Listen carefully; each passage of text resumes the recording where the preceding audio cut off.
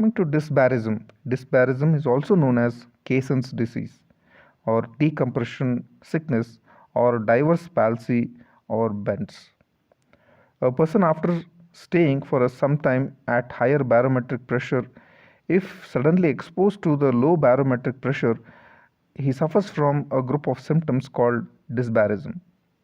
When the individual ascends rapidly to sea level after sufficient exposure to high atmospheric pressure deep in the sea, the nitrogen is decompressed and escapes from the tissues at a faster rate. Being gas, it forms the bubbles while escaping rapidly from the tissues. The gases block the blood vessels, producing tissue ischemia and sometimes tissue death.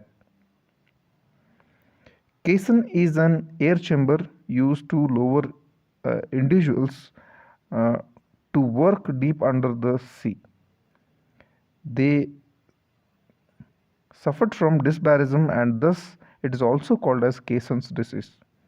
This problem was also faced by professional drivers and tunnel workers who were exposed to high barometric pressures. Some of the symptoms of dysbarism are pain in the joints and muscles or leg or arms. The joint pain accounts for the term bends and is often applied to this condition. The chokes. The chokes refer to the serious shortness of breath, which is often followed by severe pulmonary edema and occasionally death. Neurological symptoms like dizziness, paralysis of muscles or collapse, paresthesia, and unconsciousness may occur due to the blockage of blood vessels of brain and spinal cord.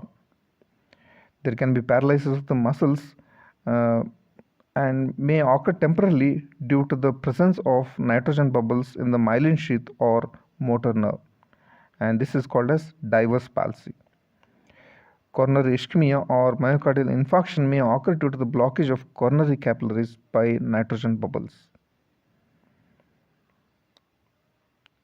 When a person stays at higher barometric pressure, his blood is equilibrated with to the air of that pressure. So all the gases dissolved in the blood increase proportionately, including nitrogen. Now, when the person is suddenly exposed to low barometric pressure, these gases are liberated from the blood.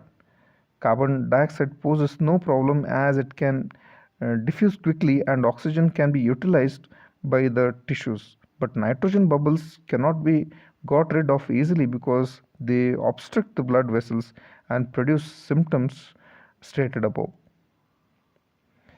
How to prevent dysbarism? Diver or caisson workers should come to the surface slowly. The treatment involved is the tank decompression. It is the most important method in treating people with whom the symptoms of decompression develops.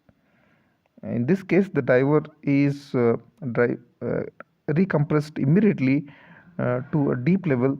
Then decompression is carried out over slowly